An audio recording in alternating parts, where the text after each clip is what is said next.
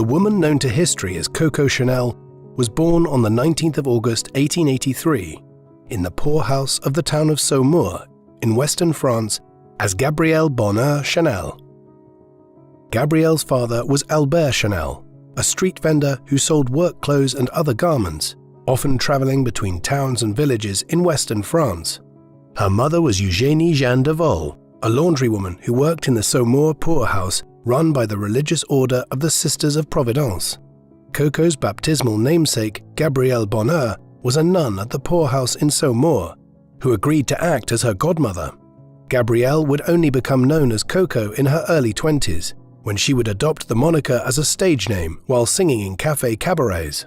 Her birth name was originally registered through the Saumur poorhouse as Gabrielle Bonheur Chasnel, with an S in the middle of her last name, presumably a clerical error as her mother was too ill to be present at the registration and her father was traveling selling clothes at the time of her birth. In later life, Coco never changed this error on her birth certificate. Historians have assumed that she did not do so because it would have required acknowledging her origins at the Saumur poorhouse. Her self-mythologizing in later years would attempt to cover up her very modest background. Gabrielle was the second child, born to Albert and Eugénie. They had already had another daughter, Julia, born the previous year in 1882. Yet the couple were not married at a time when having one, let alone two, children out of wedlock was frowned upon in Catholic France. Gabrielle's mother's family began to apply pressure on Albert Chanel to marry Eugénie, which he did in 1884. Gabrielle's childhood was an extremely difficult one. Her parents eventually ended up having 6 children. After Julia and Gabrielle, they would go on to have 3 boys and 1 more daughter. Alphonse in 1885, Antoinette in 1887, Lucien in 1889, and Augustin in 1891, though the latter died at just 6 months of age. The family lived in poverty-stricken circumstances, eventually settling in a 1-room apartment in the town of Brive-la-Gaillarde, to the east of Bordeaux and south of Limoges. It was here that Gabrielle's mother died in 1894, when Chanel was just 11 years of age. In later years, Coco claimed that Eugénie died of tuberculosis, a disease which was ravaging Western society at the time, but it seems more likely that she passed from a combination of the family's impoverished conditions and pneumonia, exacerbated by her failure to recover from one pregnancy after another in the 1880s. When she died, Albert was unable to look after the 5 surviving children and maintain his job. Thus, the Chanel boys were quickly sent out to get jobs, while Gabrielle, Julia, and Antoinette were sent to a convent in Aubazine, which functioned as an orphanage. They were raised here throughout their teenage years in a tough, Spartan environment. Yet it was significant in Chanel's development in one way in particular. It was here that she first learned to sew in the mid to late 1890s. When she turned 18 years of age in 1901, Gabrielle had to leave the convent at Aubazine. She headed for the nearby town of Moulins, and it was here that she first acquired the name Coco as a stage name when she became a performer at the local cabaret pavilion. This was the era of the Moulin Rouge and the Folies Bergère in France. While the venues where Coco performed in the town of Moulins in the 1900s were doubtlessly less salubrious than those in Paris, they were indicative of the wider Belle Époque culture into which she was emerging as a young woman. By the mid-1900s, she had drifted to the larger town of Vichy in the Auvergne-Rhône region of central France, with its numerous concert and cabaret halls, often spending the summer months here when Vichy was visited by many tourists, looking to avail of the spa baths and then returning to Moulins in the off-season. It was in the latter town where she began a relationship with Etienne Balsan, a former cavalry officer and member of a leading textile design family. They began a lengthy affair. Some studies of Coco Chanel's life have implied that her nephew, André Pallas, was in fact an illegitimate child born to Coco from her affair with Balsan, but this is almost certainly incorrect. In reality, André was her nephew, having been born sometime earlier to Coco's older sister Julia and a man whom Julia had met while still living at the convent in Aubazine. Julia ultimately ended her own life when the boy's father left her for another woman, and Coco undertook raising her effectively orphaned nephew for many years, sending him to boarding school while she worked in Moulins, Vichy and other towns in the 1900s, and then in Paris in the 1910s.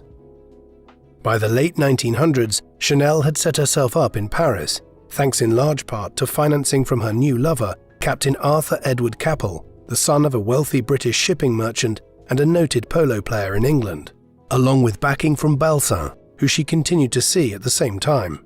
With Balsin and Capel's money and resources, Chanel was able to begin her first forays into the fashion world of the French capital, using her sewing experience and skills acquired at Aubazine. In 1909, she set up a millinery shop at 160 Boulevard Malesherbes. Her apartment upstairs, which was provided to her by Balsin, became a meeting point or salon for members of the Parisian French upper middle class. All of this was important in more ways than one. While Balsin and Capel provided Chanel with the material resources necessary to start the House of Chanel company, they also introduced her to French high society in ways which allowed a woman from a very humble background in Western France to begin to learn what people with money wanted to wear and generally how they wanted to be perceived by those around them. This was as crucial to the early success of Chanel as the financial backing of her lovers. At first, Chanel's business focused primarily on making hats. It was this activity for which she first acquired a license, becoming a milliner in Paris in 1910, the year in which the Chanel company is said to have started. Her first full boutique was established at 21 Rue Cambon, a stone's throw from the Place de la Concorde, the Tuileries Gardens and the Louvre on the right bank of the Seine. Soon she began expanding the business, with a particular emphasis on sports clothes that were fashionable as well as practical, what would today be called a country club aesthetic. This consisted of blazers, line shirts, blouses, sweaters, and jacket suits at a time when individuals still played sports like tennis while wearing full-length trousers and other clothing which restricted one's movement. By 1913, Chanel had opened 2 additional stores, one in Deauville in Normandy in northwestern France, and another in the town of Biarritz on the Bay of Biscay, where she catered as much for the British and Spanish tourist trade as her French clientele. By that time, the business was successful enough that she was effectively financially independent, though she continued to see Capel throughout the 1910s, even after his marriage to Lady Diana Wyndham in 1918. However, he was killed in a car accident the following year, an event which Chanel stated many years later that she never fully recovered from emotionally. Chanel's business was, like a great many others, negatively impacted by the outbreak of the First World War in the summer of 1914. With most of Europe's great powers at war with one another, supply routes and trade were hampered across Europe, while the German campaign against shipping in the Atlantic Ocean also limited the supply of raw materials to France from the Americas. Consequently, the French textile industry encountered difficulties, but for Chanel, whose business was based on quality rather than quantity, things remained afloat. Her store in Biarritz did particularly well. Located in southwestern France, as far away from the fighting of the Western Front in northeastern France as one could get, the location benefited from neighboring Spain's neutrality and the influx of British moneyed tourists who could still afford to travel but found Paris or northern France to be off limits during wartime. By 1917, Harper's Bazaar was reporting that Chanel's clothing was considered to be the most fashionable in wartime Europe. As a result of this success, Chanel was able to accumulate enough capital that when the war finally came to an end in November 1918, she was in a position in 1919 to purchase 31 Rue Cambon, a building just down the street from her original millinery shop in central Paris. Here she founded her first official boutique in the French capital shortly after the war ended. The post-war years were not ones of automatic recovery for the European economy. The years between 1918 and 1923 could be considered in many ways just as difficult as the 4 years of the First World War, as the Spanish flu swept across Europe in 1918 and 1919, killing millions as it did, while civil wars, revolutions and wars of independence ravaged nearly half of Europe's nations, notably Russia, Germany, Turkey, and the many constituent nations of the former Austro-Hungarian Empire. In this environment, luxury brands like Chanel faced a challenging time, yet this was also an age in which the upper class's wealth was relatively impregnable. Coco consequently benefited from her clientele being able to continue to buy her products in the late 1910s and early 1920s. Indeed, she actively courted the upper class and middle class intellectuals and bohemians in France and beyond, realizing that who wore her clothes was nearly as important as the quality of the products themselves. It was an early indication of her awareness of the importance of effective marketing, and Chanel was in essence a prophet of 20th century branding techniques in many ways. As the 1910s gave way to the 1920s, the Chanel brand and company really began to take off. This was aided by the economic boom, which began from the early 1920s onwards, as the political situation across Europe began to stabilize. Chanel was a great beneficiary of the Roaring Twenties, both because people had disposable income to spend on designer clothing and apparel, and also because Chanel's designs were of their time for the more liberal 1920s. Chanel clothing became particularly prized by flappers, the name given to young women in the 1920s, who preferred less conservative clothing and who enjoyed jazz music, socializing, and who had a much less conservative outlook on drinking, sexual activity, and public conduct than the older generations. In tandem, Chanel's profit and business operations began to expand significantly. By 1927, for instance, she had expanded to occupy a block of buildings, running from number 23 to number 31 on the Rue Cambon in central Paris, while outlets were opened in other towns and cities as demand increased amongst the middle classes.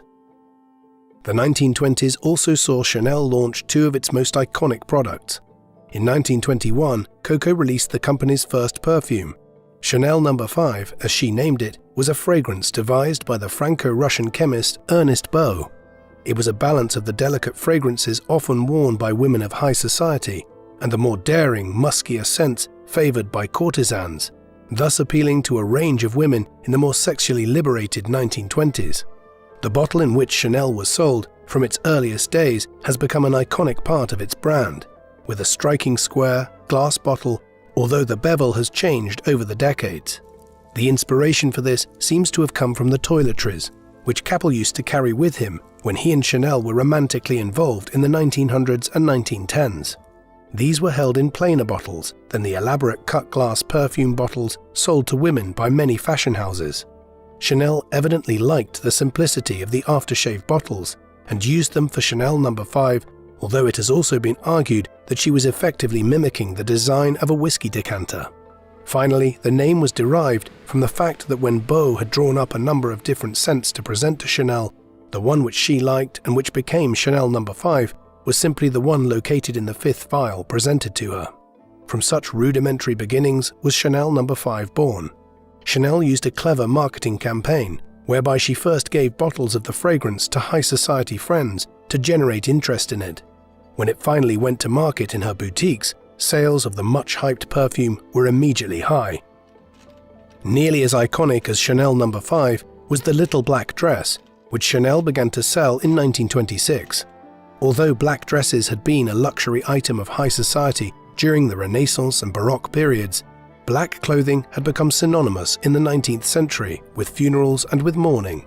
Chanel hoped to reverse this development, arguing that black dresses should be the height of fashion. As with all Chanel products by the mid-1920s, marketing was key. When the company began selling its first little black dress, it was accompanied by a spread in Vogue magazine with a picture of the short, calf-length, straight and relatively simple piece of clothing. Alongside this, Vogue ran an editorial in which it hypothesized that Chanel's little black dress was set to become the fashion equivalent of Henry Ford's Model T car, an item of high fashion which could be produced in bulk and so sold at a reasonable price, a development which the magazine supposed would make it, quote, a sort of uniform for all women of taste. They were not entirely wrong. Sales of Chanel's little black dress were impressive, beginning to overturn the Victorian conception of black dresses being funerary and mourning attire. On the back of the success of Chanel No. 5 and the little black dress, Chanel's product range continued to expand in the 1920s and into the early 1930s, unhindered to a large extent by the Great Depression, which followed the Wall Street crash of the autumn of 1929. Her designs were eclectic. For instance, in the early 1920s, Coco began experimenting with Slavic-inspired designs. One evening dress, which Chanel began selling in 1922, came with a matching babushka headscarf. This was in part owing to her partnership with the embroidery house Kitmir, which had been established in Paris in the post-war period by Grand Duchess Maria Pavlovna, a granddaughter of Tsar Alexander II, who had ruled Russia as a reformer from 1855 until his assassination in 1881. Maria had fled her homeland with the onset of the Russian Revolution in 1917, and now brought an Eastern fashion aesthetic to the French capital, which Coco incorporated into her clothing range in the 1920s. Eventually, the collaboration between Chanel and Kitmir ended in 1928, when the Grand Duchess sold the business, which had been poorly managed and hemorrhaged money despite the success of its association with Chanel. Other successes of Chanel in the 1920s included the introduction of the first women's suit range, while the first Chanel handbag, the design of which was inspired, like so many other Chanel products, by the utility and simplicity of male soldiers' bags, was launched in 1929. One final element of Chanel's life which is worth noting for its lasting impact on society was sunbathing. For centuries in early modern Europe and into the 19th century and early 20th century, pale skin had been viewed as the ideal of female beauty. Cosmetics were designed to lighten the skin, and upper-class women and aristocrats generally tended to avoid the sun and its tanning effect. Yet there was a growing amount of scientific information to suggest that a certain amount of direct sunlight was good for avoiding diseases like rickets. Thus, there was a movement towards what we would now call sunbathing in the 1900s and 1910s, but it was Chanel who really popularized the notion in the 1920s. In 1923, while on a cruise on the French Riviera, Coco was sunburned. In the days that followed, as the redness turned to tan, she was photographed stepping from a boat at the seaside resort of Cannes. The photos of a woman who by the mid-1920s had developed a reputation as a paragon of fashion and taste quickly set off a trend whereby having a tan became a positive in European society. Incredibly, this simple act has had a lasting influence, and sunbathing became a 20th century phenomenon.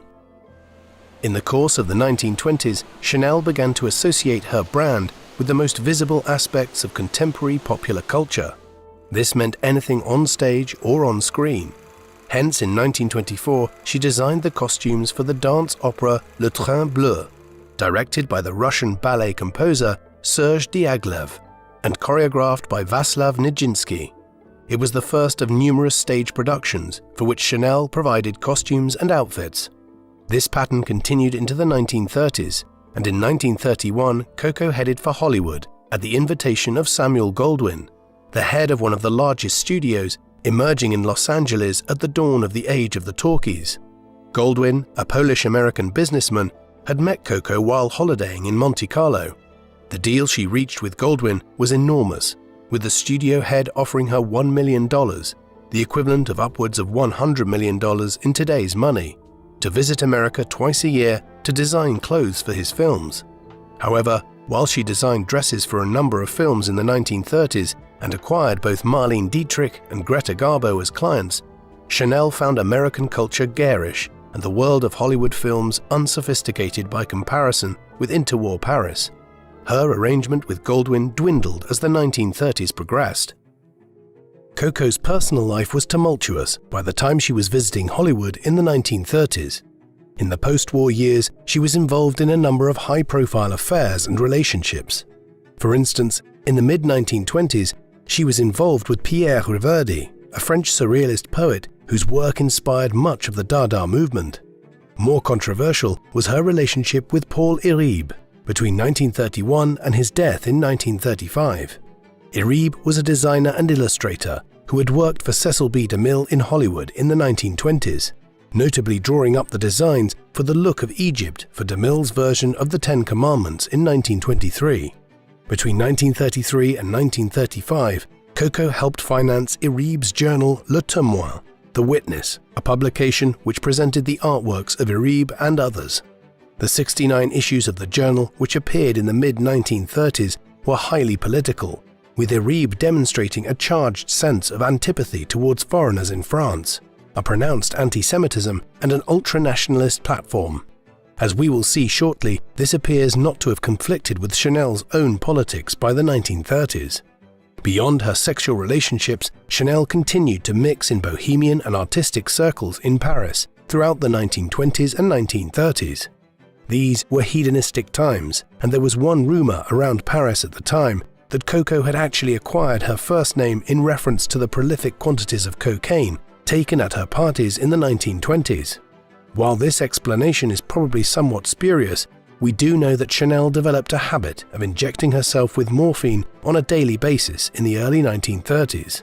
She would remain addicted to opiates for the remainder of her life. The 1930s saw Chanel branching out further again into women's jewelry. In 1932, the company held an exhibition of its first items, one which made clear that this range would certainly be on the higher end of Chanel's products. The show featured products called the Comet and the Fountain, two necklaces containing multiple diamonds. While this show presented material which was not exactly for general purchase, the 1930s were notable for the manner in which Chanel began to incorporate rhinestones and other smaller and more modest gemstones into the fashion house's dresses and products, something which disseminated into other fashion houses in the years that followed. The end result of all of this rampant growth in the 1920s and early 1930s, and the manner in which Chanel had established itself as the preeminent fashion house in not just France, but in Europe, was a company which had a huge revenue and that employed upwards of 4,000 people in various capacities as seamstresses, shop employees, and designers. Only one company could rival it by the mid-1930s. This was the house of Schiaparelli, which had been founded in Paris in 1927 by the Italian aristocrat fashion designer Elsa Schiaparelli. Beginning with knitwear and then moving into avant-garde and surrealist design, Schiaparelli soon followed Chanel's lead in associating with some of Paris and France's leading artistic figures in order to promote her products. Notably, in Schiaparelli's case, the artist and filmmaker Salvador Dali, and the poet, playwright, and visual artist Jean Cocteau. By the early 1930s, Schiaparelli's range had expanded dramatically. Although many individuals lambasted Schiaparelli's designs in the 1930s as being impractical or even bizarre, she was the only designer in France in the 1930s whose influence and reputation matched that of Chanel. Perhaps if history had not unfolded as it did in Europe in the late 1930s to mid-1940s, Coco and the House of Chanel's enormous success might have continued unmarred by controversy. But a chain of events beginning in Germany and the choices she would make in that decade would ultimately cast a shroud over Coco Chanel's legacy. Early in 1933, after a rapid ascent in political popularity, following economic turmoil partially caused by the Wall Street crash and the Great Depression, the Nazi Party, led by Adolf Hitler, came to power in Germany. They were determined to reverse what they perceived as the humiliation foisted upon Germany at the end of the First World War, and to make their nation the foremost power of continental Europe. This would mean a new war, with France being one of the primary targets, not just to recover the provinces of Alsace and Lorraine, which had been lost following the First World War, but also to dominate Germany's western neighbor. Initially, the Nazis had anticipated needing a gradual military build-up to accomplish their aims, intending to wait until 1941 or 1942 to initiate full-scale war.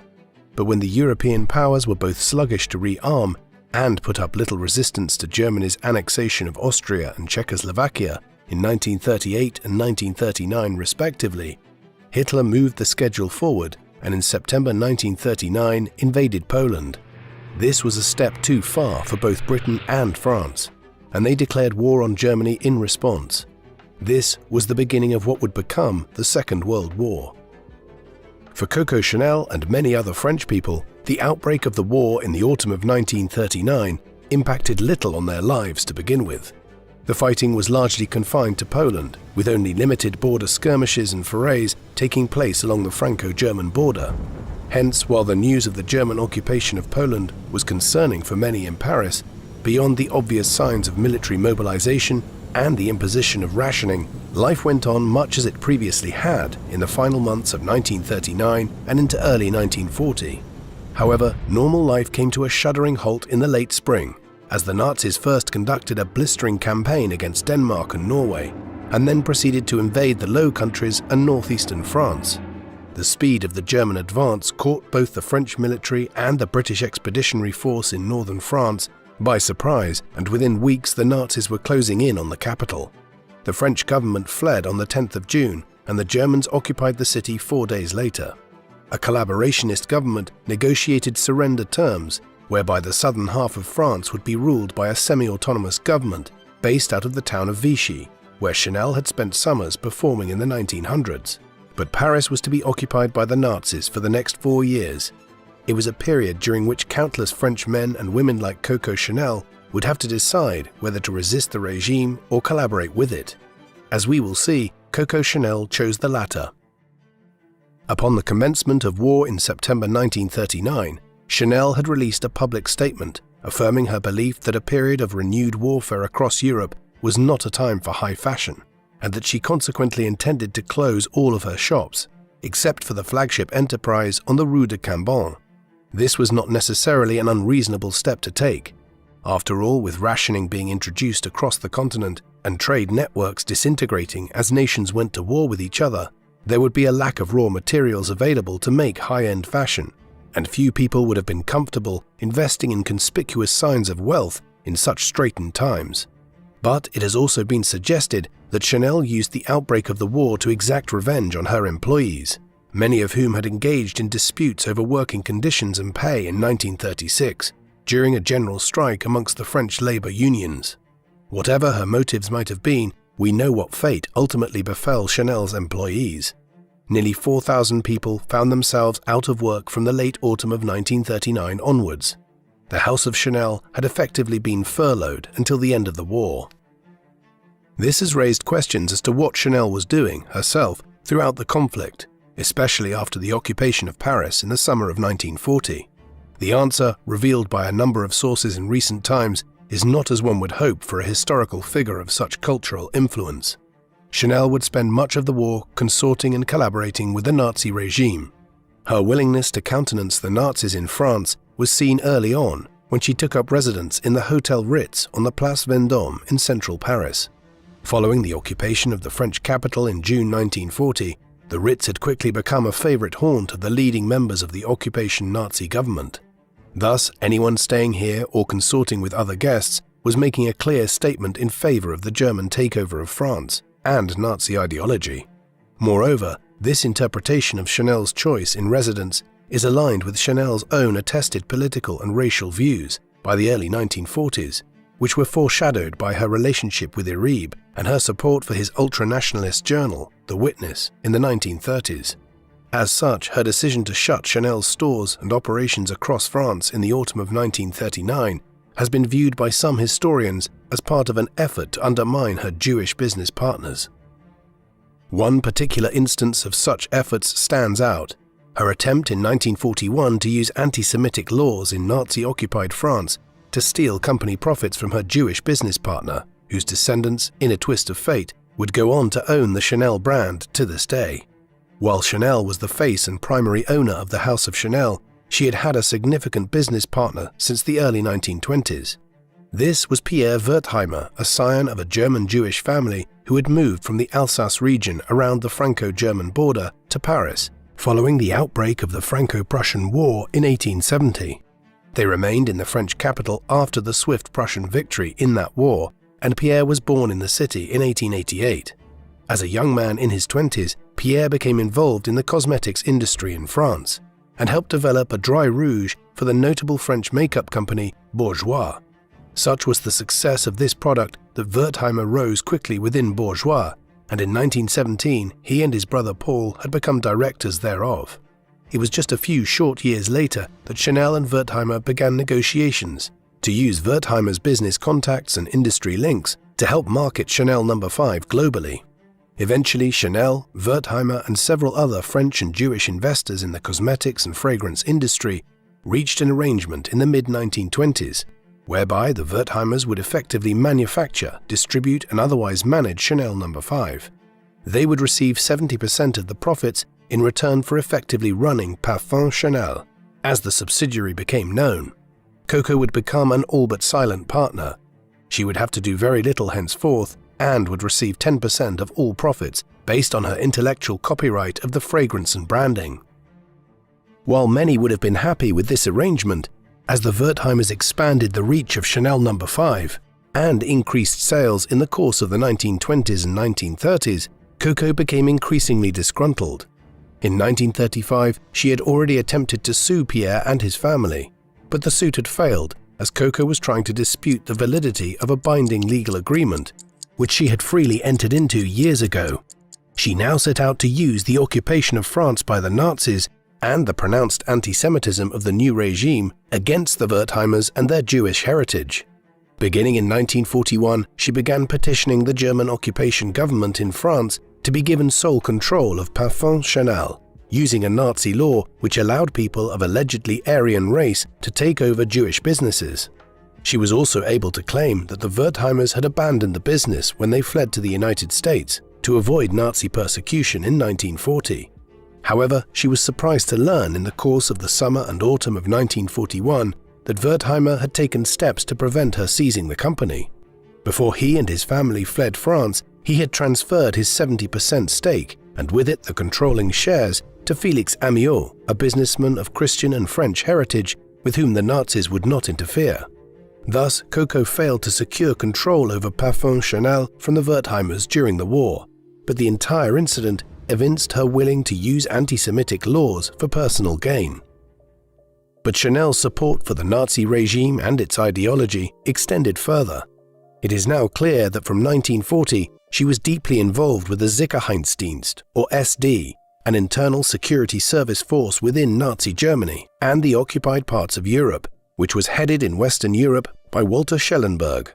The SD is less notorious today than the dreaded Gestapo amongst the German security forces, but its range of operations and overall control of Nazi policing in countries like France was actually considerably greater than those of the Gestapo throughout the Second World War. Chanel had evidently come into contact with the SD and Schellenberg very soon after the Nazis occupied Paris in the midsummer of 1940. It seems beyond dispute today that she was an SD agent in Paris from that time onwards for the next 4 years. Given the nature of this activity, much of the documentary records for this clandestine work would necessarily have been destroyed, as the Nazis burnt their records in the French capital in advance of the Allied capture of the city in the late summer of 1944. But documents have been found in recent years which referred to Chanel as Agent F7124 in occupied France. This, along with ancillary information, points clearly to Chanel's collaboration with the Nazi regime. Another aspect of this entanglement with the Third Reich concerned Chanel's love life. Sometime after the German occupation of Paris in 1940, Coco began a relationship with Baron Hans Gunther von Dinklage. Von Dinklage was a German diplomatic attaché to the occupation regime in the French capital and also served as an Abwehr spy in Paris. He had close contacts with Heinrich Himmler, the head of the German SS and one of the senior-most members of the entire Nazi regime, and Joseph Goebbels, the German propaganda minister who had a major role in spying, propaganda and legal matters in France from 1940 onwards. By 1942, Chanel and von Dinklage were romantically involved with each other, and this continued throughout the German occupation of France and beyond. There is no doubting that this relationship spilled over from their personal lives into cooperation on various espionage and spying activities in Western Europe during the war. Perhaps the most explicit sign of this is that Chanel was considered for a time as a potential negotiator and liaison between the British Prime Minister, Winston Churchill, and elements within the Nazi regime led by Himmler, who considered that it might be best to negotiate surrender terms with the Western Allies rather than face the possibility of the Soviet Union overrunning Germany. This did not lead to constructive talks, but as we will see shortly, Churchill did intervene on Chanel's behalf in the closing stages of the war and following its conclusion in the summer of 1945. In some instances, there is even more explicit evidence of Chanel's involvement in various clandestine Nazi activities. One such case was Operation Modelhut, a planned spy operation which was to be part of a speculative initiative which the Nazi regime began considering in 1942 to take control of Spain, a country which was headed by the fascist regime of General Francisco Franco, but which had decided to remain neutral in the war. Operation Modelhut, or Model Hat, involved Chanel as an Abwehr or Nazi counterintelligence agent heading to Madrid in 1943 to attempt to convince the British ambassador in the Spanish capital Sir Samuel Hoare, that the Nazis were considering a negotiated peace. The mission subsequently led to Chanel heading to Berlin to meet with Schellenberg along with von Dinklage concerning the scheme, one which became extremely complicated as there were suggestions that Chanel could employ her contacts in Britain, which reached all the way up to Churchill, to aid in any effort by the Nazi regime to win the war diplomatically, even as its armed forces were suffering enormous reverses on all fronts against the Allied nations. However, Operation Modelhut was a dead letter from its very inception, as a young Anglo-Italian woman with whom Chanel had originally travelled to Madrid, Vera Bat Lombardy, ultimately betrayed details of the plan when they reached Spain. In the end, Chanel's efforts to aid the Nazi regime in its decline served only in retrospect to reveal her as an agent of Nazism and Hitler's regime in occupied France. By early 1944, Chanel must have been aware that her collaboration with the Nazi regime and the German security forces during the occupation of France could become extremely problematic for her before long. While the first years of the Second World War were marked by a run of immense victories for German armies across Europe, things had run aground for the Nazis in the winter of 1941, as the German advance into Russia stalled outside Moscow and Leningrad, and the United States then entered the war on the side of Britain and the Soviet Union, following the attack on its Pacific Fleet in Pearl Harbor by Germany's ally, the Empire of Japan, early that December. 1942 and early 1943 were the tipping point of the war, as the Western Allies achieved victory over Germany and Italy in the North African theatre, and the Germans lost the Battle of Stalingrad to the Soviet Union in a conflict which became the crucible of the war. With a southern front established in Sicily in the summer of 1943, the Allies' thoughts turned to invading France and ending the Nazi occupation of the north of the country. The D-Day landings opened the Western Front in early June of 1944, with Paris one of the Allies' primary targets. Though fierce fighting across northern France slowed matters, the Americans, British forces, Canadians, and their allies arrived outside Paris on the 19th of August 1944. Just 6 days later, the Nazi occupation of the French capital was finally ended after 4 long years. As elsewhere across Europe in 1944 and 1945, public attention quickly turned to identifying those who had collaborated with the Nazis and how they should be punished for doing so. It was not long before Chanel's activities during the Nazi occupation of Paris were called into question. In the autumn of 1943, the Free French government, based out of France's colony of Algeria, had established the Commission d'Épuration, a judicial committee which was to oversee the prosecution of French collaborationist war criminals once France was liberated from Nazi rule.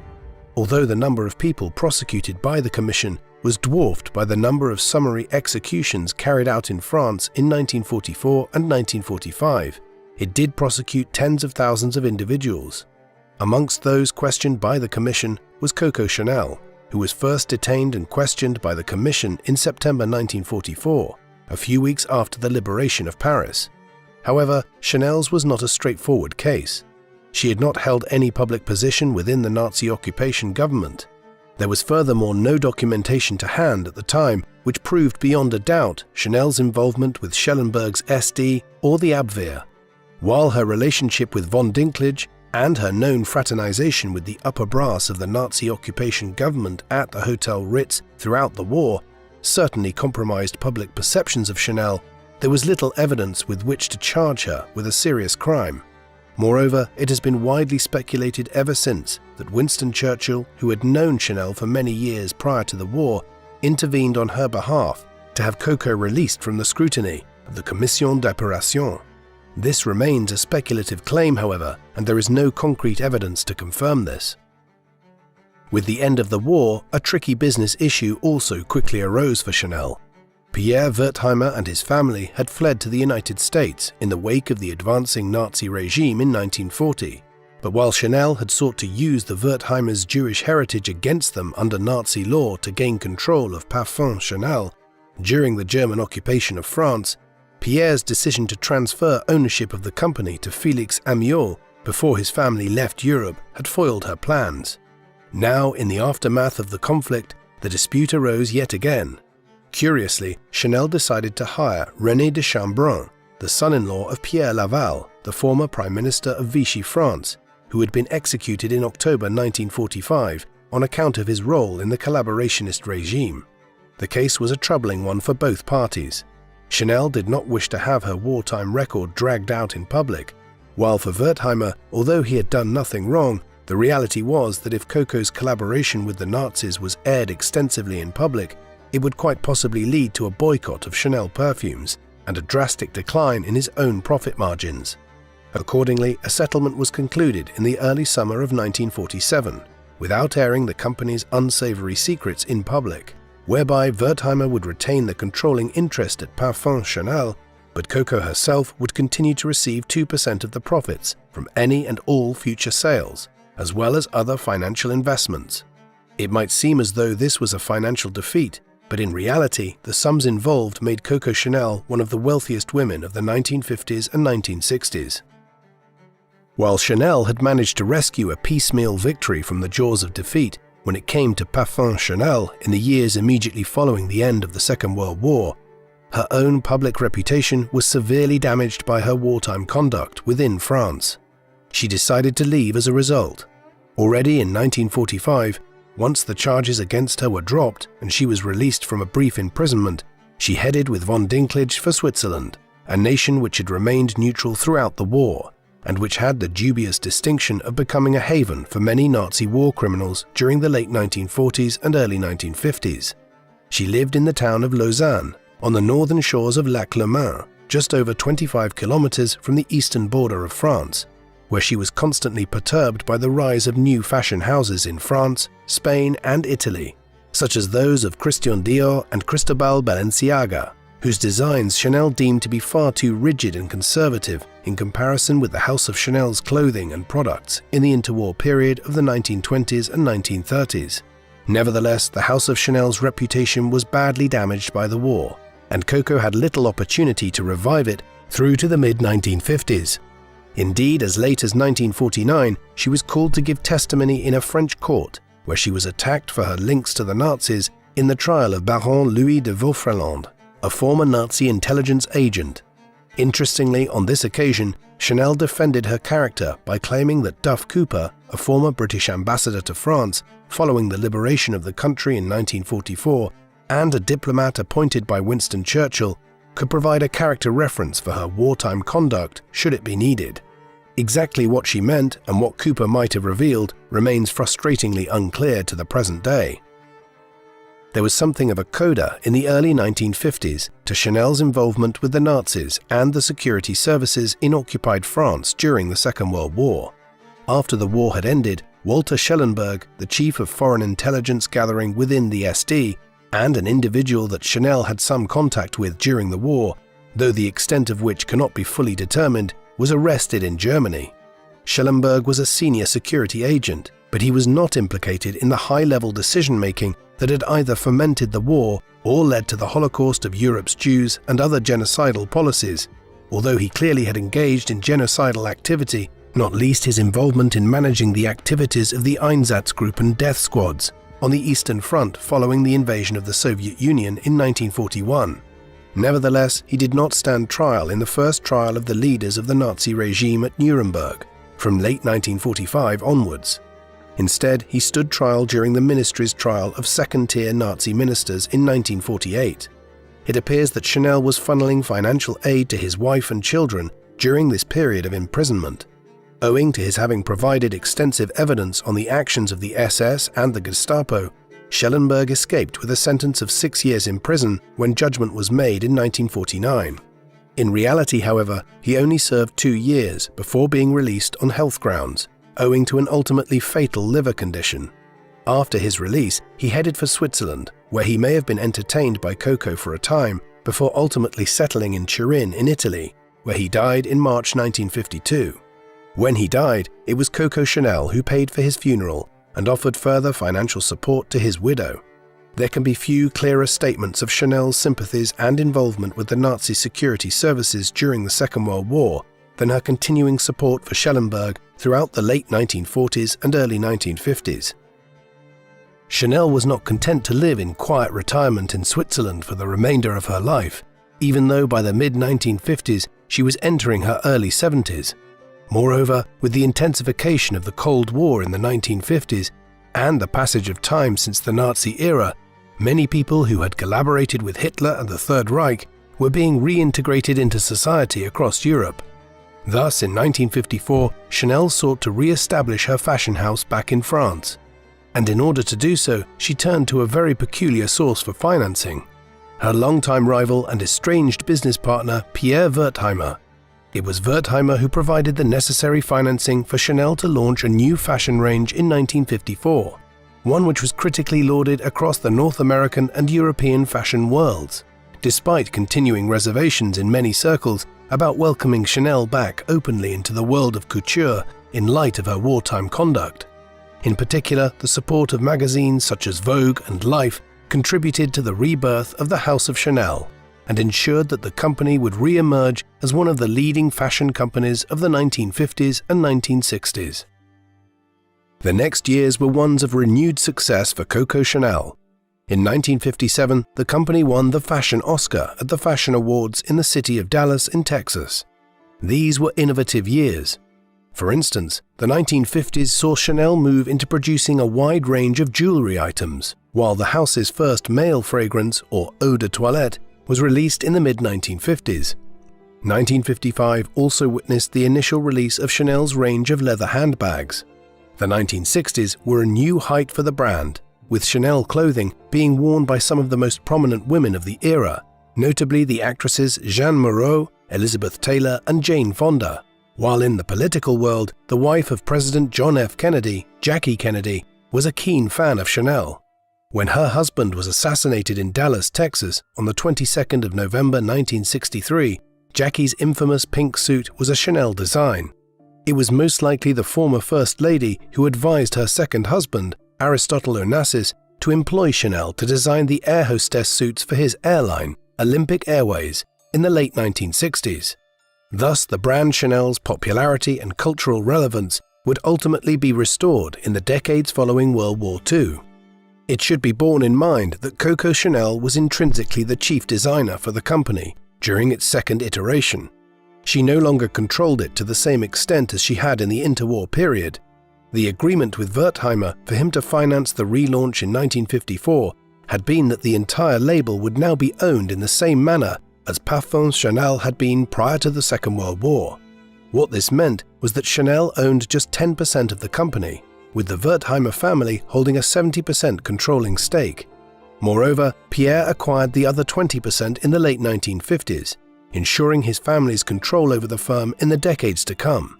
As Jacques Wertheimer, his son, was effectively becoming the controlling party within the business as Pierre entered semi-retirement.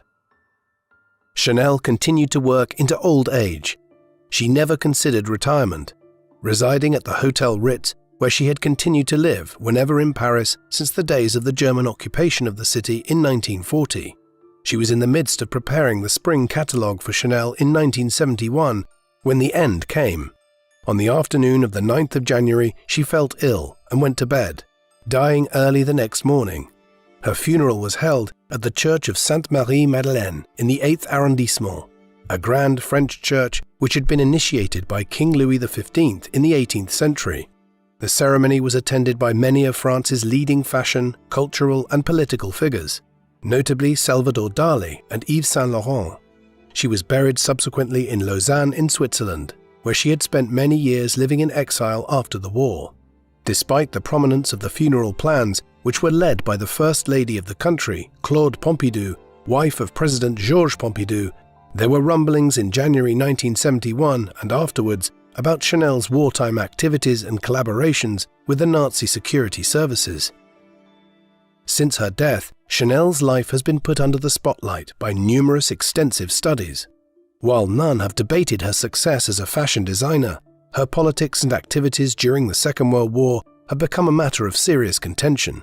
While several biographies of Chanel tended to lionize her success and her influence over 20th century fashion, a biography by Hal Vaughan, published in 2011, first offered a major assessment of Chanel's life. This charted her wartime record, her involvement with the SD, her time as a Nazi collaborator, her efforts to prize ownership of Chanel entirely away from the Wertheimer family, on account of their Jewish heritage, and her affair with Baron von Dinklage. This book and other studies since have also revealed the manner in which Chanel managed to escape punishment after the war, owing to her contacts within high society in Britain and France, and her exile in Switzerland in the late 1940s and early 1950s, as she waited for the furore over her public collaboration with the Nazis to die down. This has all been part of a wider process whereby other fashion houses like Hugo Boss have also confronted their links to Nazism in recent decades. The Chanel company continued to go from strength to strength, following Chanel's own demise. When she died, Chanel's personal estate passed to her nephew, André Pallas, and his daughters, Coco never having had children of her own. But overall ownership of the Chanel company passed to Alain Wertheimer, the grandson of Pierre, Coco's business partner since the 1920s, with whom she had clashed during the war and who had died in 1965. The company was in a period of decline when Alain took over, with sales of Chanel No. 5 down considerably and the brand having lost ground to other designers. Under the younger Wertheimer's leadership, a new marketing campaign was initiated, and Karl Lagerfeld was brought in as the new creative director of Chanel in 1982. Lagerfeld is credited with having modernized the brand while retaining much of its tradition as established by Coco herself. In the process, it became one of the world's leading designers and brands once again, with high-end items such as $11,000 dresses and $2,000 leather handbags ratcheting up the firm's profit margins by the 1990s. New products, such as the first Chanel watch, were also launched during these decades. Today, the company is still owned by the Wertheimer family, and in the aftermath of the COVID-19 pandemic, has set new records for revenue turnover in excess of $15 billion annually, with 310 boutiques worldwide employing over 20,000 employees. It's a long way from the milliner's shop on the Rue Cambon in Paris, which Coco opened back in 1910. Coco Chanel is one of the most important fashion designers in history. Significantly, she was the only fashion figure to be featured on Time magazine's list of the 100 most influential figures of the 20th century. What is doubly notable about this is that she came from such humble beginnings. She came from an incredibly poor family and was effectively orphaned as a child when her mother died and her father abandoned her and most of her siblings. Using her connections within high society in Paris, to whom she was introduced by her lovers in the late 1900s and early 1910s, she began building a fashion house which in the 1920s rose to become one of the most significant in France and then Europe.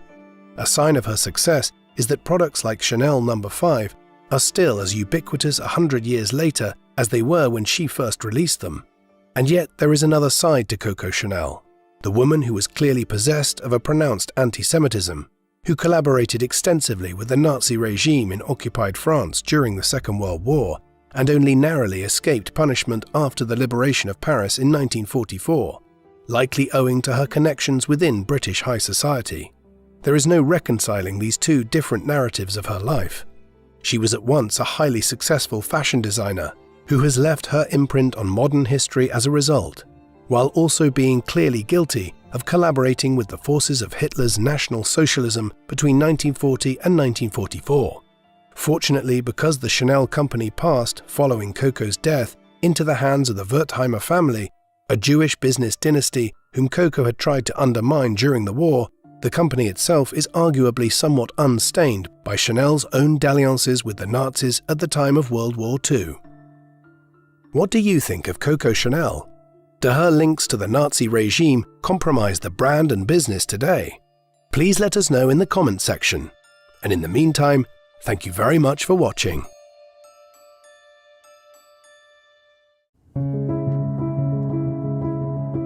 The man known to history as Hugo Boss was born on the 8th of July 1885 in the town of Metzingen in the Swabia region of Germany, which lies in Baden-Württemberg in the southwest of the country. His father was Heinrich Boss, who ran a lingerie and linen shop in the town.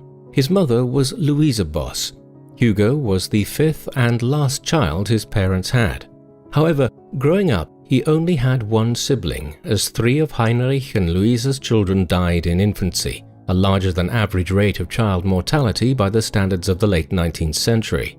As Hugo was the only one of Heinrich and Louise's sons to survive, he was chosen to be their heir over his older sister. Consequently, from a young age, he was brought into the family business in Metzingen and was learning the trade of running the family store and also textile weaving and manufacturing. This was interrupted in 1903 when he was called up to the German Imperial Army at a time when peacetime conscription was practiced in Germany and all young men were expected to serve 2 years in the military. His training was completed by 1905, at which time he briefly took up a position working in a weaving mill in the town of Konstanz, south of Metzingen. This appears to have simply been another element of Boss's preparation for taking over the family business by getting hands-on training on the production side, and as his parents entered retirement, he stepped in to take over the shop in Metzingen in 1908. It was a small, though relatively profitable business, and Hugo appears to have run it with a reasonable degree of success during these first years of his ownership. It was also right around the time that he took over the store in Metzingen that Hugo married Anna Katharina Freisinger. They would have a daughter together, Gertrude, whose children would later run the company Boss became infamous for establishing. Hugo and Anna also had a son named Siegfried. Boss's rather routine life in Metzingen was broken by the clouds of war gathering across Europe. For years, tensions had been brewing between Germany and many of the other European powers, notably Britain, which viewed the German Empire that had formed in 1871 as a direct threat to its preeminent position amongst the European powers, and France, which had lost extensive territory to Germany following the Franco-Prussian War of 1870 to 1871, and ideally wished to recover this territory someday. Yet, when war came, it was owing to a regional crisis in the Balkans that primarily involved Germany's ally, the Empire of Austria-Hungary, and Britain and France's ally, the Russian Empire. What started as a conflict there soon mushroomed into a pan-European war, and then the First World War. Boss, whose military career had been less than inspiring in the mid-1900s, having failed to earn promotion of any kind at that time, was recalled to the army like millions of other German men. He fought for 4 years of the conflict, eventually being promoted to the rank of corporal. Meanwhile, the shop back in Metzingen suffered, as did all German businesses. In the end, it was the collapsing state of Germany internally, rather than defeat on the battlefield, that brought the conflict to an end in November 1918. Boss headed for home in Swabia with its end. He returned to a Germany which was in turmoil. The Kaiser Wilhelm II had abdicated his throne in the closing stages of the war, and a new republic, named after the town of Weimar, the city where its first members met, had been established. But it had a very tenuous hold on the country, with socialists and other radical groups trying to seize power in cities like Berlin and Munich. Millions of men had suddenly been demobilized from the army, and paramilitary groups were forming everywhere. To compound matters, hyperinflation had hit the new German currency, the Papiermark, and this was detrimentally impacting on businesses such as the Boss family store in Metzingen. In this environment, Boss simply tried to keep his business afloat. In the end, it was several years before stability returned, but not before hyperinflation reached its peak in 1923, and the French and Belgians invaded the Ruhr region of Germany that same year in order to force the German government into meeting its war reparations payments. In tandem, extreme right-wing and left-wing political parties and groups began to emerge across the country. But 1923 was the worst of the crisis, and thereafter, renewed global economic growth began to pull Germany out of its post-war malaise. As Germany exited the crisis, Hugo Boss demonstrated signs of growing ambition. Up to that point in his life, he had never demonstrated much aspiration to better his position, no doubt safe in the knowledge that he was to inherit his family's business and would live a comfortable life as a result. But the war and the crisis that followed seems to have changed his outlook. Thus, in 1924, we find him actively seeking out financial support from other manufacturers in Metzingen in order to open a textiles factory. Boss's thinking here was that he could become the actual producer of clothing in Metzingen, where previously his family had purchased their stock and simply sold it on in the store in the town. Now he would become the producer as well as the middleman. As such, in 1924 he established a factory with several dozen sewing stations at which he employed between 20 and 30 seamstresses, working in shifts to produce all manner of garments, from shirts to the traditional German Lorden jackets. Soon the Boss factory was taking on big orders for companies to produce uniforms and other mass-produced items. And in later years, Boss would describe the company as, quote, a supplier of party equipment since 1924. Boss was soon employed by one of southern Germany's most controversial political parties. The National Socialist German Workers' Party, or Nazi Party, were a far-right political organization which had been established in Munich in the chaotic political environment of 1920. They were rabidly anti-Semitic and viewed the Weimar Republic with disgust for the peace terms it had agreed to in 1919. The party had been banned in Bavaria after attempting an armed insurrection in Munich in November 1923, but their leader, Adolf Hitler, was released in December 1924 and the party was gradually allowed to resume its activities. Yet they still attempted to disguise much of their actions in the mid to late 1920s. As such, it was not 100% clear if Hugo Boss knew who he was producing clothes for when he received an order for a large number of brown uniforms from a Munich-based textiles distributor named Rudolf Born in 1927 or 1928. In reality, this order was to produce the brown shirt uniforms worn by the Sturmabteilung, or SA, the paramilitary wing of the Nazi Party, whose name translated as Storm Detachment.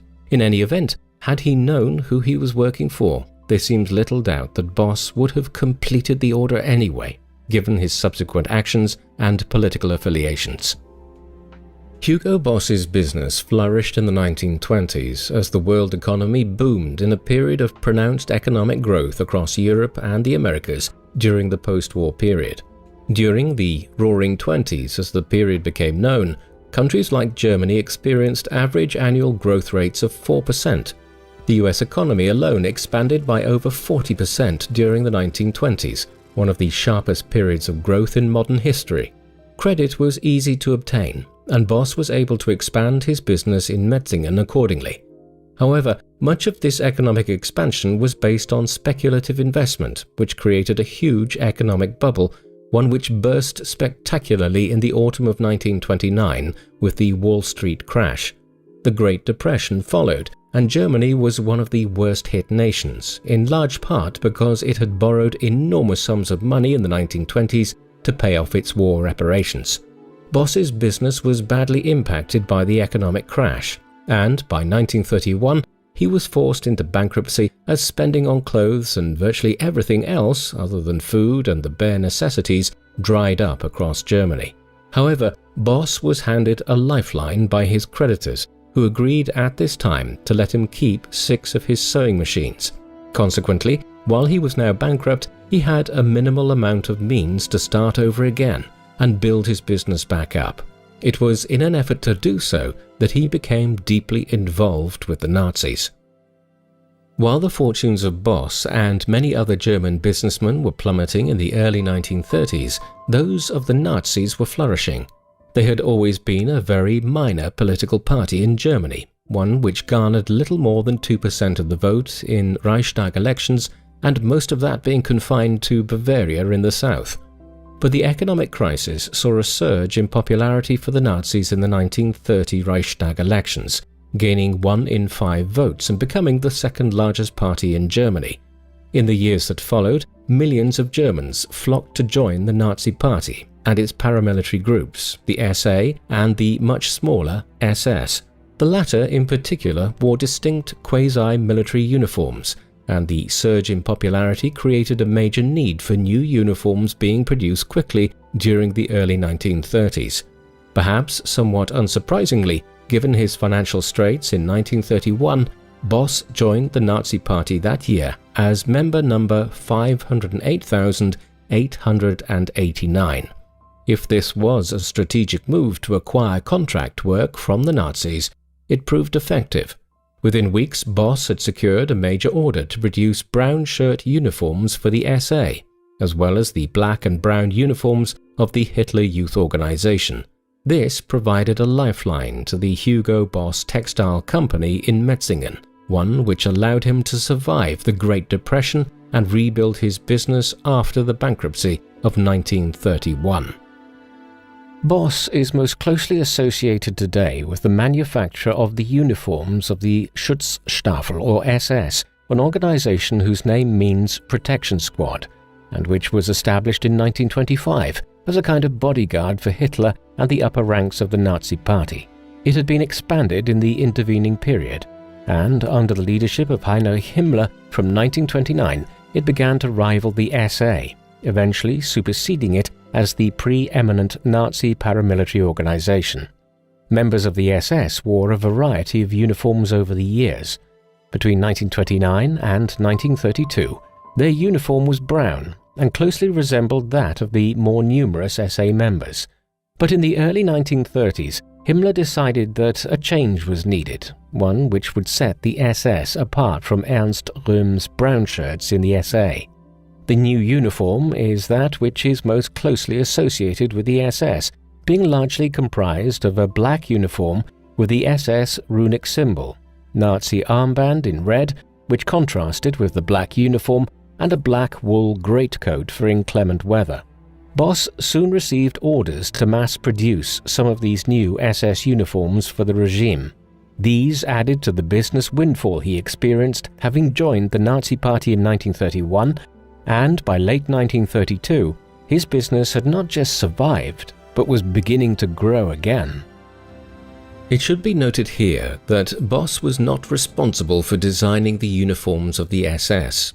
This was primarily the work of two other individuals, Walter Heck and Karl Diebitsch. Heck was a German graphic designer who was working for a company called Ferdinand Hofstadter in the city of Bonn in 1929. Hofstadter manufactured badges and logos and were approached that year by representatives of the SS to design a logo for their uniforms. Heck was given the job and designed the SS rune symbol, which looks like a cross between two S's and two lightning bolts. He was paid 2.5 Reichsmarks for his work, a sum equivalent to $2. But he was not an innocent bystander who unknowingly designed the symbol of the organization that would later run Europe's concentration and death camps. Heck was already a member of the SA in 1929 and later joined the SS himself. His SS symbol was soon adorning uniforms which were designed by Karl Diebitsch, an artist and a member of the Nazis since their very earliest days in 1920.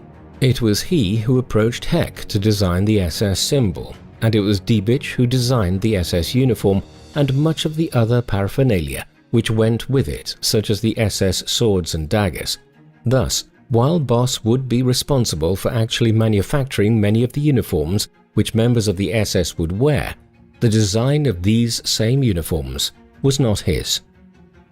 Boss later claimed that his main reasons for joining the Nazi Party in 1931 were practical, insofar as he wanted to acquire work contracts from them to produce their uniforms, but also because he liked their ideas on how to end unemployment in Germany in the early 1930s and pull the country out of the Great Depression. However, he didn't stop with just membership of the party itself.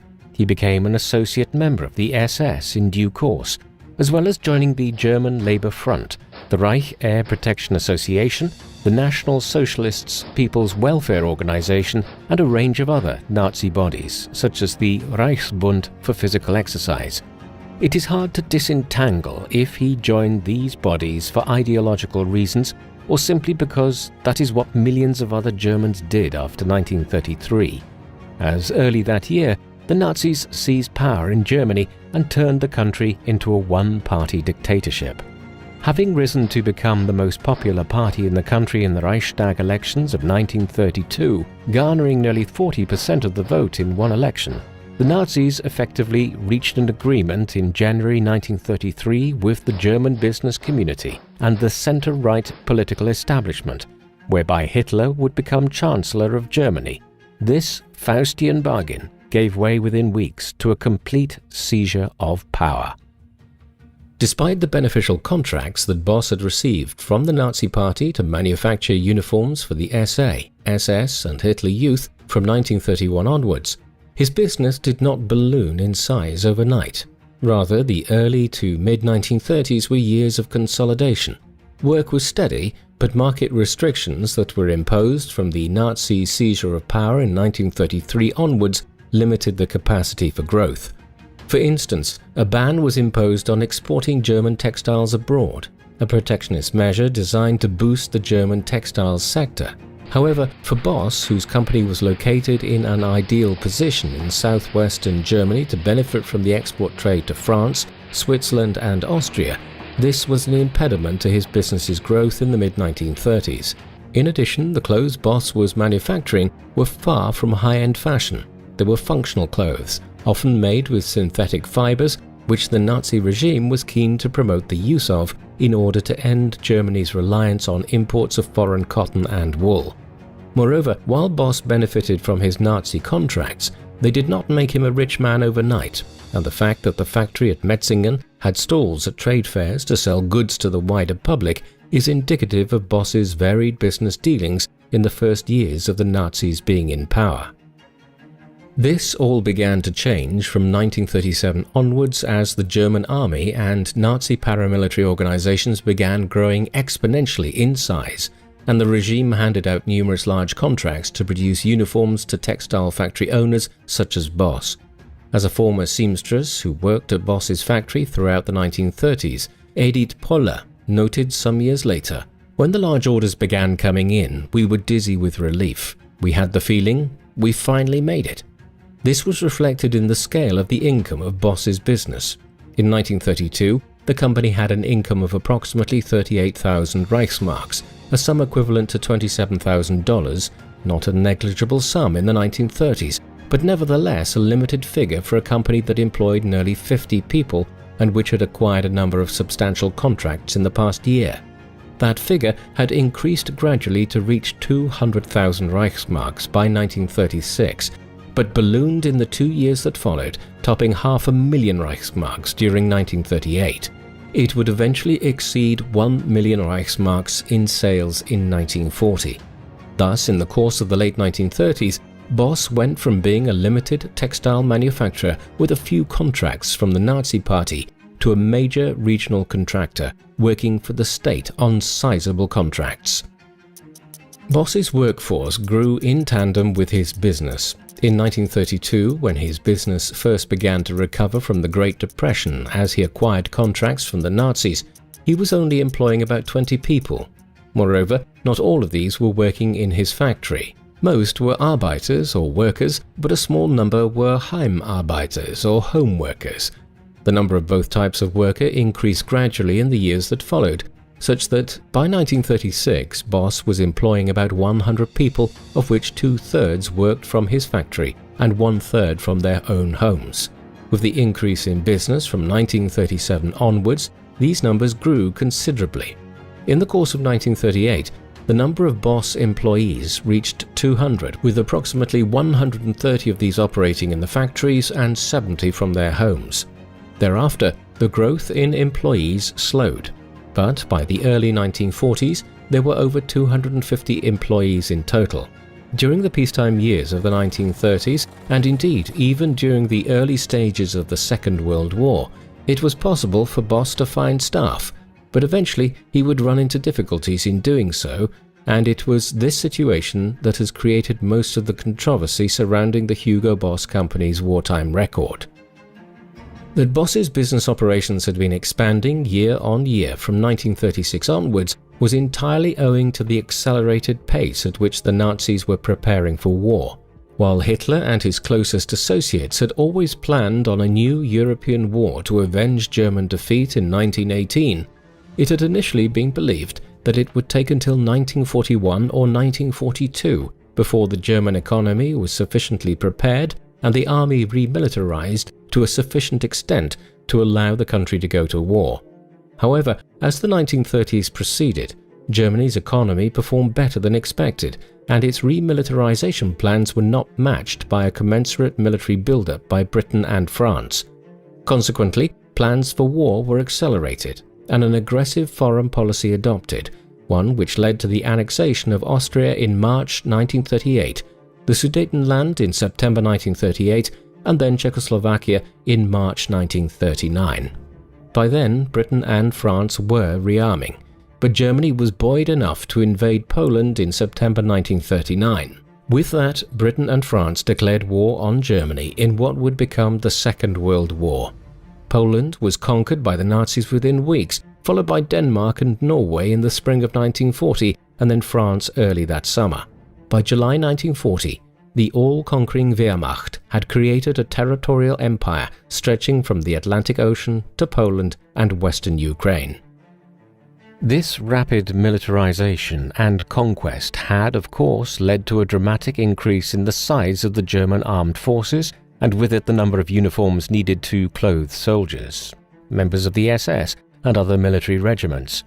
By 1938, for instance, there were approximately 700,000 men in the German land forces, but this number increased very rapidly to over 2 million military personnel by the end of 1939, and further again with the new campaigns initiated in 1940. The German army reached an unprecedented size in 1941. As we will see, the Germans launched an invasion of the Soviet Union that summer, which involved 3 million men, most of them coming from within Germany and the territories it had annexed. All of this created increased demand for the uniforms being produced at textile factories such as those run by Boss at Metzingen.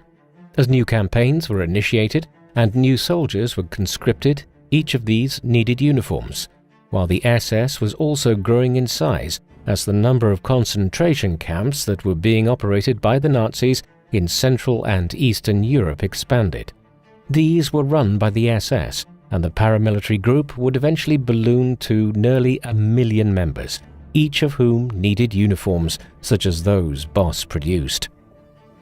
In addition to increasing the demand for uniforms produced at textiles factories such as that run by Boss in Metzingen, the changing war situation had a major impact as well on the German economy. With millions of young and middle-aged German men being called up for military duty, there was an increasing lack of manpower available at home. More women were drafted into working in German offices and factories, but even this could not plug the gap. In this environment, the Nazi government turned to forced labor in the early 1940s to keep the domestic economy running. Men and women were identified in occupied countries and effectively detained by the Gestapo, the Nazi secret police, and shipped off to Germany to work in factories there. The Poles and Czechs were the two ethnic groups which suffered most from this development in the long run. But forced labor was also extracted from other nations. In the case of Boss's factory at Metzingen, approximately 140 forced laborers, most of them being women, were brought to the South German town to produce uniforms there. Of these, the majority were Polish, though for a time there was a group of 40 French women providing labor there too. The latter were the first to arrive in April 1940, but they were gradually replaced by Polish workers in 1941. This was the third largest group of forced laborers in Metzingen during the war. Overall, 1,240 forced laborers were involved here. Metzingen was a relatively average-sized German town, so the presence of over 1,200 forced laborers here gives an idea of the extent of the use of forced labor across Germany as the war went on. We might ask what the conditions were like for these forced laborers in Metzingen. Firstly, many of these individuals had been brought to Germany against their wills, often coerced by the Gestapo and other Nazi authorities in Poland. When they reached Metzingen, the conditions differed for men and women. Male forced laborers at the Boss factory lived in a shed on the factory grounds, one which was rudimentary but sanitary. Conversely, places were found for the female laborers living in the households of local German families. That is until 1943, when a dedicated camp to house the forced laborers in Metzingen was constructed on the back of the passage of a local law that summer which directed that forced laborers should live separately from local German residents. Funding for this camp was limited and hygiene here was poor. While food supplies were inadequate, particularly during the winter months. It should be noted that the Boss Company made an effort to provide a better standard of meal to the forced laborers in the factory's canteen. Laborers were paid, but after a certain time it is debatable whether any extra provisions could be acquired by the Poles of Metzingen on the black market using their small salaries. They were also expected to work 12 hours a day, which, as the war went on and labor shortages prevailed, eventually also became expected of Germans. Generally speaking, forced laborers at the Boss factory later recorded a relatively positive impression of Hugo Boss himself, claiming he was generally kind to the workers. But some of the foremen and other managers running his large factory were committed Nazis and treated the workers harshly. It would seem that Boss did not actively intervene to prevent such mistreatment when it occurred, although the extent to which he might have been aware of it is debatable.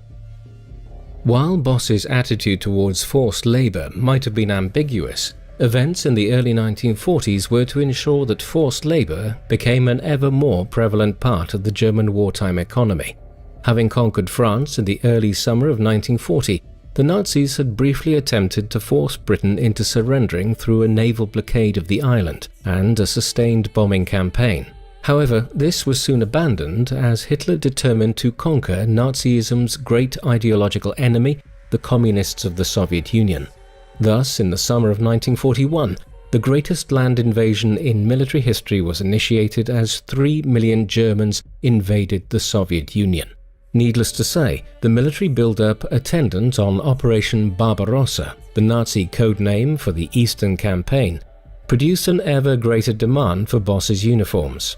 However, while the campaign was initially successful, in the winter of 1941, the German advance stalled and the Nazis began to suffer significant casualties for the first time. Then the United States entered the war on the side of Britain and the Soviet Union. By 1942, the Germans were on the back foot in both Russia and North Africa. They would lose the campaigns in both regions in the first half of 1943.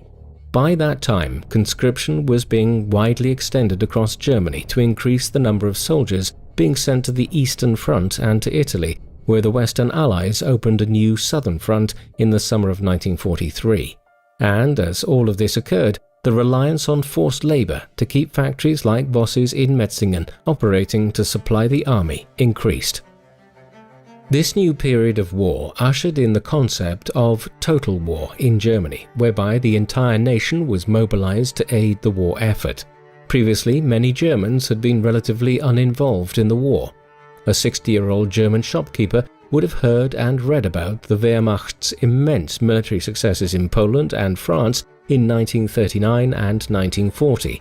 But unless he had a son of fighting age, he would not have been personally involved in the conflict.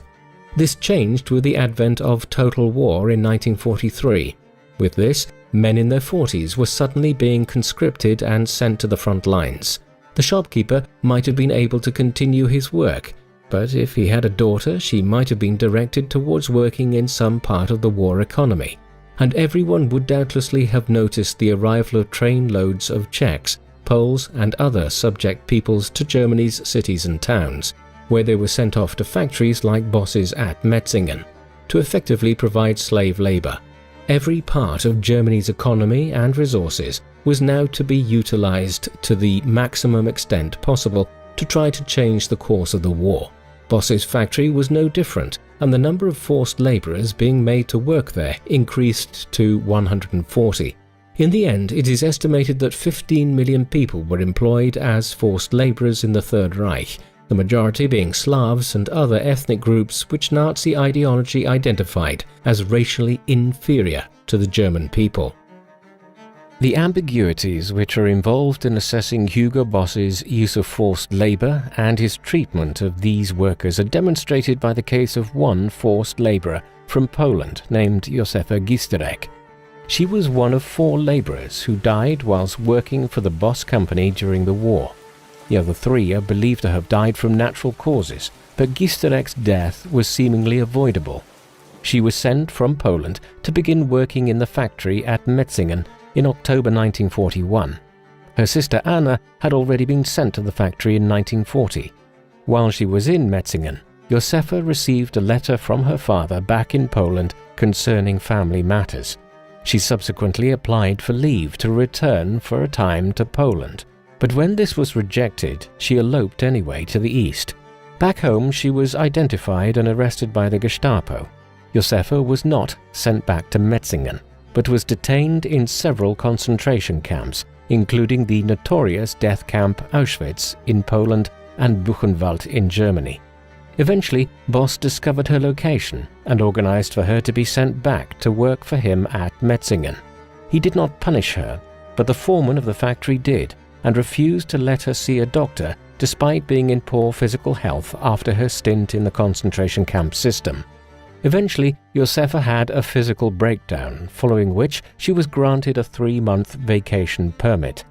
At the end of this 12-month period, Józefa ended her own life at the home of the family who were hosting her in Metzingen, rather than return to working at the textiles factory.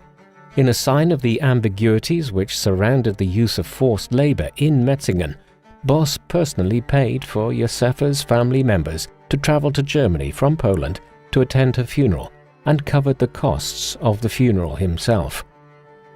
While Giesterech's story is tragic, the whole case highlights the contradictions involved in Boss's use of forced labor during the war. While forced labor was deeply immoral in and of itself, there is also little doubting that there was some humanity in Boss's behavior. He paid for Józefa's funeral expenses and to bring her family to Germany to attend it, while he must have also been quite unusual amongst German business owners at the time in granting one of his forced laborers 3 months of leave to rest and recuperate. He might also be viewed as having effectively rescued her from the concentration camp when he had her brought back to Metzingen. Yet, at the same time, Boss can be said to have singly failed to prevent the abuses committed by the foreman of his factory, and it may have been these which contributed substantially to her decision to take her own life. Overall, the case highlights the contradictions in Boss's wartime conduct. It should be borne in mind when evaluating Hugo Boss and his company's actions during the Second World War that this was far from the only major German company which had strong ties to the Nazi regime. In terms of German automobile manufacturers, Audi, Porsche and Volkswagen were all strongly associated with the regime. Ferdinand Porsche, the founder of the Porsche car company, was himself a member of the Nazi Party and the SS. Audi utilized slave labor from the Leitmeritz concentration camp to produce its cars during the war, a camp where approximately 4,500 people were effectively worked to death, while Volkswagen was first established in 1937 as a branch of the German Labour Front, a Nazi organization. Beyond car manufacturing, Deutsche Bank provided funding for the construction of Auschwitz.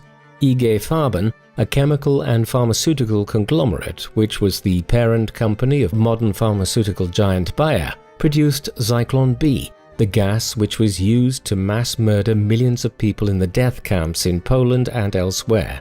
And IG Farben was effectively in charge of the third camp at Auschwitz, known as Auschwitz-Monowitz. Finally, some of Germany's most powerful industrial families, such as the Krupps and Flicks, were involved in the Nazi rise to power and later used tens of thousands of people as slave laborers in their factories during the war.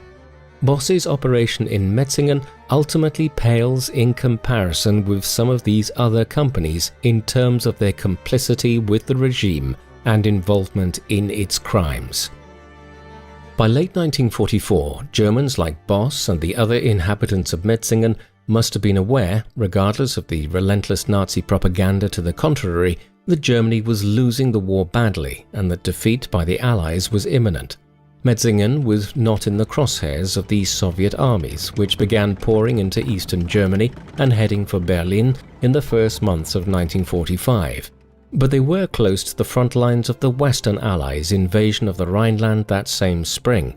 While many of their forces also pushed forward to try to join the Russians in besieging the German capital, divisions of American and French troops fanned out to the south into Bavaria and other regions like Baden-Württemberg. Because of its position in the extreme south of Germany, It was April before Metzingen was occupied by the Allies, just days before Hitler killed himself in Berlin on the 30th of April 1945, followed just over a week later, on the 8th of May, by the surrender of Nazi Germany. Metzingen was subsequently incorporated into the French zone of occupation. Boss was soon identified as a person of interest in the town, owing to his factory's associations with the Nazis and the use of forced labor there. In the months that followed the end of the war, the Allies divided the population up into different groups depending on their level of involvement with the regime. On the one extreme end were the surviving senior Nazi ministers, such as Hermann Göring and Albert Speer, who were to be tried before the International Military Tribunal at Nuremberg. Members of the Waffen-SS who had run the concentration camps were also deemed to be war criminals. On the other end were the average German civilians who were deemed to be uninvolved in the regime's crimes and unable to resist the totalitarian state.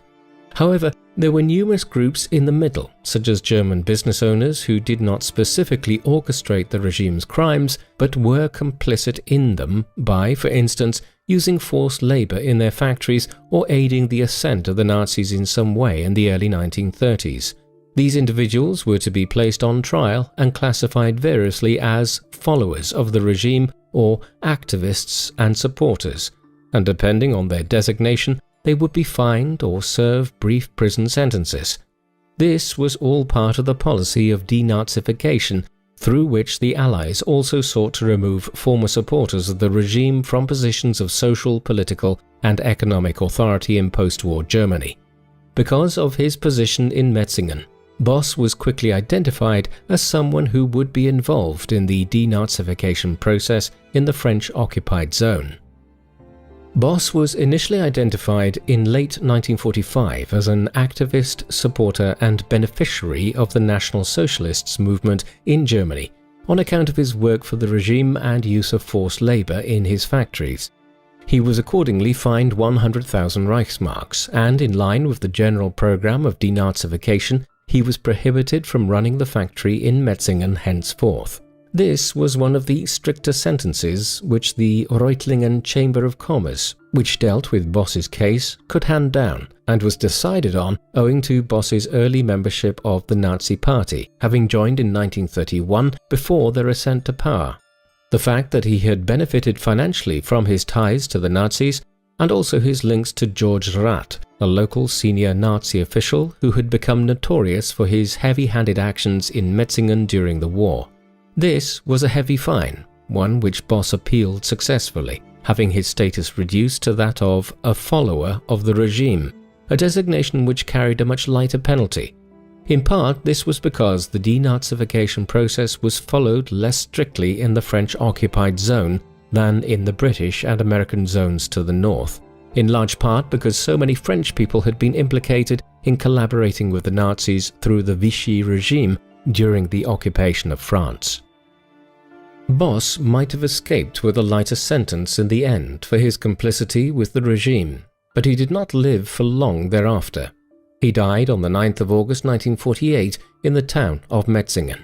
In part, he was a casualty of the post-war deprivation which prevailed across the country. Rationing continued for years after 1945, and in the immediate aftermath of the war, there was also a severe shortage of basic medicines. Consequently, Boss was seemingly unable to gain access to antibiotics to treat the abscess which had developed in one of his teeth. A tooth abscess, if left untreated, can lead to infection spreading throughout the body and eventually death, which is exactly what happened to Boss in the course of 1947 and 1948. Even before Boss's death, the company he had founded had been taken over by his son-in-law Eugen Holy, who had married Hugo's daughter Gertrude, as Boss himself had been prohibited from running the business as part of the denazification program. Holy struggled to make ends meet at first, but eventually acquired a number of contracts to manufacture uniforms in the late 1940s. Then, in the early 1950s, the Hugo Boss company branched out into men's suits, and the business expanded considerably. By the time Holy retired in the late 1960s and his two sons, Jochen and Uwe, took over, Hugo Boss was a very substantial suit manufacturer within Germany itself. but it was Jochen and Uwe who turned it into an international brand, in large part by focusing on branded men's suits and beginning a very successful partnership with the McLaren Formula One racing team. By the 1980s, Boss had expanded into fragrances and men's apparel, and had become one of the biggest fashion houses in the world, to the extent that the Marzotto Textile Group were willing to pay $165 million to acquire 3/4 of the company in 1991. Today there are over 1,000 Hugo Boss stores worldwide, and the company's annual sales average €3 billion, but success would also bring increased attention to the company's past. In the 1980s and 1990s, as its brand continued to grow, the Hugo Boss company came under increasing scrutiny regarding its wartime record. Where the complicity of companies like Porsche, Deutsche Bank and Bayer in the Nazi regime's crimes was well established by then, little had been said or written about Hugo Boss and the use of slave labor at his textile factory at Metzingen to produce uniforms for the SS and the Wehrmacht. A number of articles appeared in prominent newspapers and publications in the mid to late 1990s, including the New York Times, following the release of a set of accounts in 1997 held by a Swiss bank. A lawsuit against the company on behalf of Holocaust survivors followed soon after. The company did not shy away from this uncomfortable spotlight, and instead took the decision to finance additional research into the wartime record of Hugo Boss and the company he ran during the war. The result was a book first published in 2011. The text, written by Roman Köster, was entitled, in translation, Hugo Boss 1924–45, a clothing factory during the Weimar Republic and Third Reich. This book used company records and other sources to examine exactly what had occurred at the Metzingen factory during the war and to shed light on Hugo Boss's role in the crimes of the Nazis.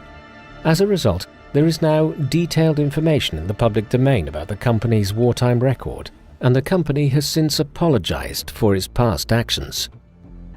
Hugo Boss is a difficult character to assess, in large part because he was a private, enigmatic individual who has left little record of his personal views behind. For the first 45 years of his life, he was an unremarkable figure who operated a small clothing store in a mid-sized German town. The most striking aspect of his life up to that time was that he had acquired enough ambition in his late 30s to try to expand his business operations into opening a textile factory as well. It is only from the early 1930s that his actions are notable. Although he had undertaken work for the Nazi Party in the late 1920s, it is unclear if he was even aware who he was producing brown shirts for at that time, and it was not till 1931 that he began actively working for the Nazis. He also joined the party at that time, although he would later assert that he did so for practical purposes to save his ailing business. Following the Nazis' seizure of power, he gained an increasing number of contracts to manufacture their uniforms, most notably the striking black uniform of the SS. His business prospered as a result, and by the time the Second World War erupted in 1939, he was employing well over 200 people and was one of Metzingen's most successful industrialists. There is no doubting that his factory utilized forced labor during the war, with upwards of 140 Polish women effectively used as slave labor here between 1941 and 1945. However, Boss was no sadist or Nazi ideologue, and while he failed to protect his workers in all instances, there is clear evidence of him looking out for their welfare during these years in many different ways. This is ultimately Boss's wartime record. He was punished accordingly after the war for it, and while it is not a good record, he was certainly very far from being the worst figure within the German business community during the Second World War. Other German companies, many of which are massive multinational corporations today, were directly involved in the Holocaust and the use of tens of thousands of forced laborers. As such, while Boss's wartime conduct and involvement with the Nazis was not ethical, it does need to be looked at in perspective. What do you think of Hugo Boss? Should he have received greater punishment after the war, and should the company he founded have been wound down? Please let us know in the comment section, and in the meantime, thank you very much for watching.